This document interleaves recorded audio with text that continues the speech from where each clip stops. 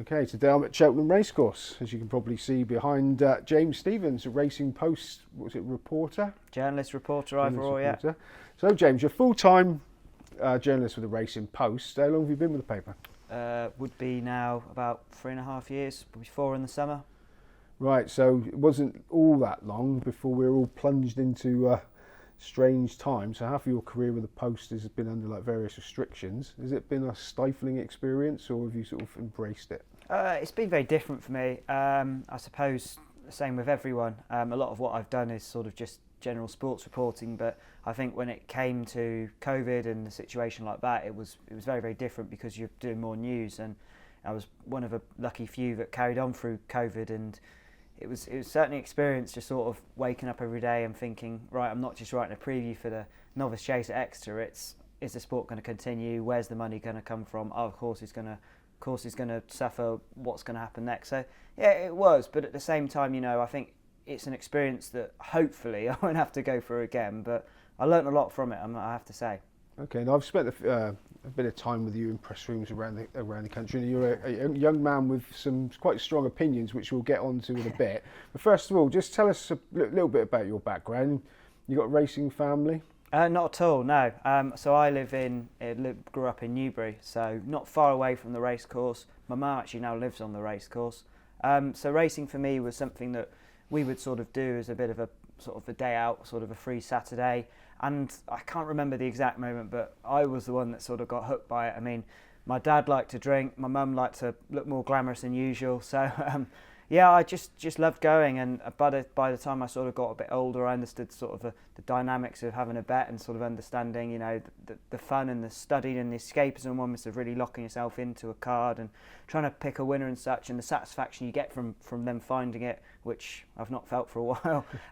That's what really drew me to it, and by sort of going into school, I was sort of eager to drag my parents out to take me a few more times, and I sort of knew that it was a sport I'd love to work in. It's interesting for me. I mean, you lived in a town. You grew up in a town that had a big racecourse. All of us go to the racecourses. It is how does Newbury look upon the racecourse? Are the whole town interested, or is it just something that's there that most people aren't bothered about? Well, I think the racecourse itself would probably want to think that the town is all very interested, but I don't think they are in a sense. I mean, Newbury's a particularly strange example because the racecourse has changed so much in the last few years of the development they've done there. So it's a bit of a different case. But what I would say is that the Hennessy draws in the crowd. People talk about the Hennessy or now the Ladbrokes Trophy. It's a real event. But what I think is interesting is that the events that people were particularly keen on going to were the music nights. It wasn't necessarily...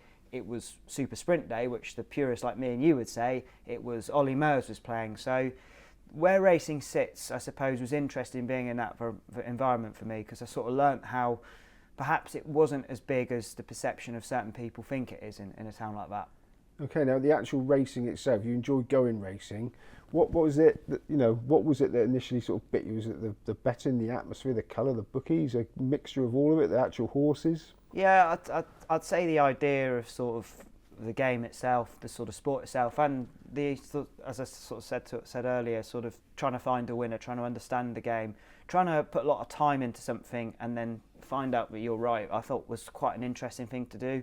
I mean, I love all sports. I've always been a sports fanatic. I've also been a failure in every sport I've ever tried. The most sort of commonly is darts, which is a whole different story that I don't particularly want to go into. But so for me, sort of really putting yourself in attention on something and then coming out on the other side with a success was something I really liked, and I think that's probably where it came from. But yeah, understanding more and more about the game, learning about it, reading and watching videos and stuff, it fascinated me a lot more because there is so much to know about it, and even now I'm still amazing myself with what I need to learn and what I need to understand.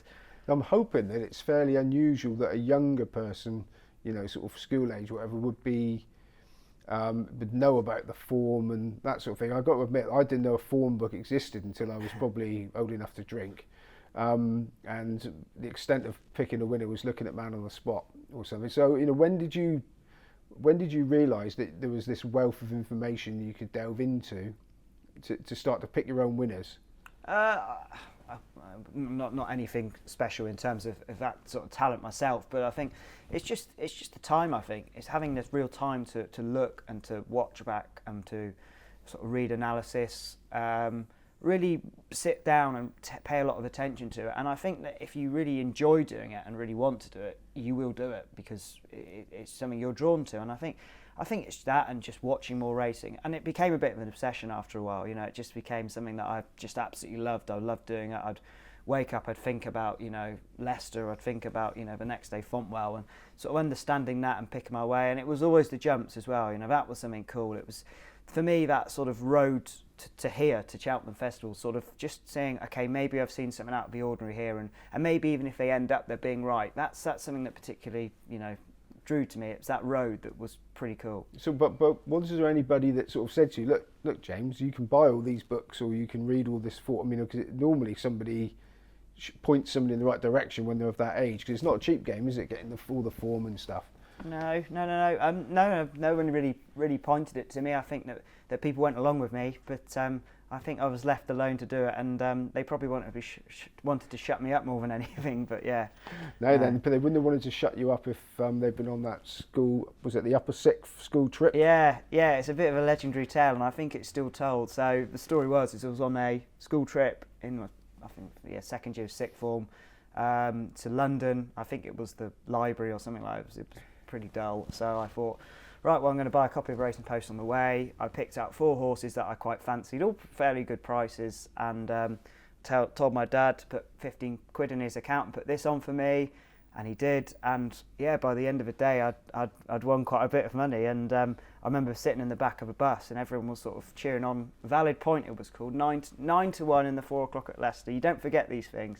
Yeah, it was for 15 quid. It paid 4 figures, so I was dead chuffed. And I know the next day it was going around the whole school. So I made a name for myself then, but whether it's for the right reasons at age 16, I'm not quite sure. So that been happening a while? I mean, was your dad not adverse to putting on 15 quid for his schoolboy son? No, I think he realised that I was massively into it, and I bought him a nice bottle, I think, so I don't think he was too bothered. So you went to University of Gloucester. I assume that was to be near Cheltenham and come racing, was it? Yeah, Cheltenham actually, Gloucestershire. I sort of was stuck between my career because I'd had this passion for racing, but at the same time I loved my football. I did a lot of stuff for the local team, or the team, not really local, but the team that I supported, Newport County, who were at the time in the 5th tier, so the media and that sort of side of it, there wasn't a lot of sort of outside pressure, there wasn't a lot of people wanting to do stuff about that football club, so I did a lot for them, but I always wanted to do racing, and I thought if I put myself here, I'd have a better chance. And and then it was just emailing, and no, and bang, I got lucky with the old Racing Plus, which is no longer around. Did some stuff for them, and then because I had that first foot in the door, other people were more likely to say yes, and I just freelanced for 3 years, and made myself very stressed, but got a lot of experience, which is quite important, I suppose. So but you did all this while you were still doing your degree? Yeah. So when did the focus totally shift from football? How far into it were you? I would say it was more in the second year when I was sort of, the work I was doing was a lot more racing focused, so I just decided to drop it off slowly, to be honest. I always enjoyed it, I'm a bit of a loyal man, so the fact that I was involved with the club, I sort of felt I had to sort of carry on doing it. But I've got a very strange phone book now of random non-league footballers and horse racing trainers, so yeah. But just want to go back to the school trip. So you're on the bus. Was anybody else at all interested in racing? Or was it only you, like the odd kid that likes the racing? Yeah, was to be honest. I think a lot of people, as I say, we live in Newbury, a lot of people would experience it and they would go. And even sort of now, I don't really speak to many people from school and such, but I will get a message, how am I getting on? And it happens to be when there's a big fixture at Newbury sort of thing, okay, I wonder why they've suddenly got in touch here, So I think racing it wasn't something they were particularly interested in. It was something they were passionate about, but it was something that they would visit and they'd go to. And I think what racing has to do is to find out how we can make those people who are going racing at least once want to go for a second time, a third time, and go not because they're with a group of friends on a day out, but because they actually enjoy the sport for what it is in its purest form. Okay, now going back to these kids on the bus, I imagine all of them probably had a football team. favourite football team. They're probably into cricket, they play tennis, you know, the rugby, all that. So why is it, do you think, that a coach full of 50-odd kids, and there's only one interested in racing, but all the rest are all sports fans, but not racing? I think that racing has two sort of main. There's a real association with betting, and I think a lot of people are still uncomfortable about it, and I think that's probably going to develop more when we have a white paper from government and betting is put under the spotlight a lot more rapidly. So I think a lot of people who feel that they're not interested in betting would feel that they're not then interested in racing, and as we've said, that association may have to sort of balance itself just a little bit more. Secondly, I think racing is a sport that you don't just sort of pick up. It's a sport that you really develop. You have to sort of really put a lot of time into it and develop it, and your interest flourishes over time. You know, I think that anyone could come here and see the horses run round, but actually really understanding, okay, well, why is it so special that this horse has won an RSA? You know, why is that going to be a Gold Cup? That is a bit of a level of detail that I think the more you sort of put yourself in and dig a little deeper, that's when you sort of reap the rewards and really become interested in a sport like I was. Okay, if you don't mind me asking, was the school you were at, was it a state school or was it a private school? No, it's a state school. Yeah, so do you think the ratio of people interested in racing might have been a lot bigger if it had been a private school, a fee-paying school? Yeah, well, it's in Newbury, so I imagine if it was a private school, there were a few people who are somewhat linked to racing. But yeah, of course. I mean, there's always that sort of link and establishment. But at the same time, you know, when we talk about class and we talk about racing, you know, a lot of people still see the Derby as the sort of going on the hill and such. It's not all of the sort of upper class. There's also that sort of level of enjoying the sport from a more working class level, which is great. Yeah, that's true. Because I was going to say to you, you know, you think there is a definite social divide between, depending on how many young people get into racing, you know, before sort of others do. But that's a good comparison there. Is there any way around trying to promote racing to you know, school age children, as it's so tied with betting? Because is there any way around untying it? I think it's difficult, because I think that given the sort of the feelings people have about betting and the whole in this country, and I think as well, I think the where betting fits in society will probably change over time, because, you know, we know this white paper's coming. We know it's going to be a real hot topic. You know, things like problem gambling's quite regularly in the news now. So it's always going to be a concern. But racing has a lot of benefits that isn't just going and having a bet on the races. You know, it's an opportunity to go out and dress up, which I think is a really understated reason for why people come to this sport. They like the opportunity to look good, feel good, you know, take some nice pictures. That's huge in society now. Look at the burst of Instagram and things like that. I think in terms of at school children level, it's quite an easy sport to understand, and I think that's a key selling point. Horses are animals. You know, you want to see animals, you know, beautiful animals go around their business like they do on the racecourse. So that's another angle.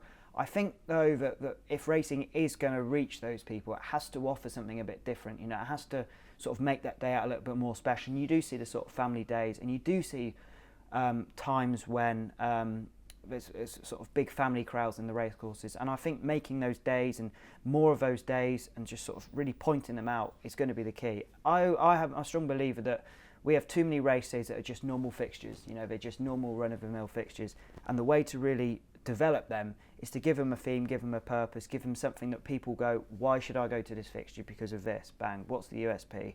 Not just because it's a Saturday at, you know, whatever track and there's a big handicap chase. That's not going to cut it with ordinary people. I think there really has to sell something that makes you really want to get out of bed and go to the racecourse. Is that still okay if it's to see Ollie Moores?